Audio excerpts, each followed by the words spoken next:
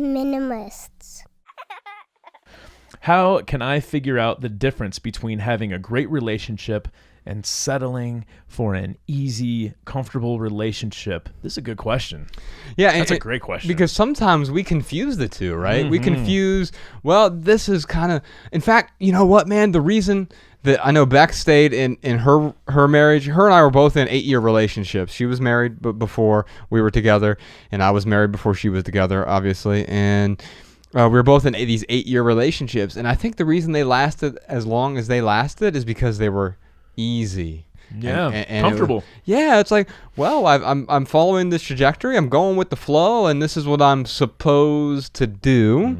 And so my pithy answer is this: easy relationships atrophy. Simple relationships grow. Amen. And it's about making that distinction. We're working on the soundtrack for our second documentary right now, and one of the songs was called "Take It Easy." And I asked Nate if he could change the title to "Take It Simple."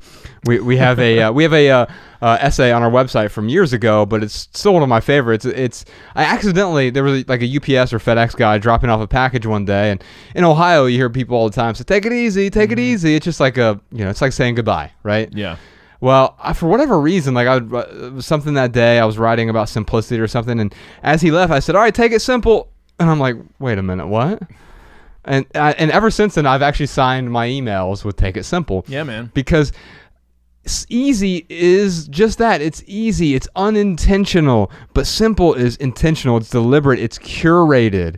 A forest fire is easy, but a beautiful display of fireworks is simple. Yeah. I mean, for me, man, to have a good relationship, it needs a couple things. It needs respect, and it needs support. And, I don't sit there and analyze every relationship and list them out from 1 to 10. Okay, here's my most supportive and respectful relationship all the way to my least supportive. If they include those two things, then I'm usually okay. So my pithy answer is, if a relationship is missing support or respect, it's guaranteed to be pernicious. Guaranteed. And that's really what I look at when I look at relationships. Is this a relationship where we both show support, we both show respect, we both are giving to this us box, we're taking as we need, and that usually for me means a great relationship. And not just in intimate relationships either. It's your relationship with Podcast Sean, absolutely, with friends, with family. You have to show that support and respect in order for that to grow.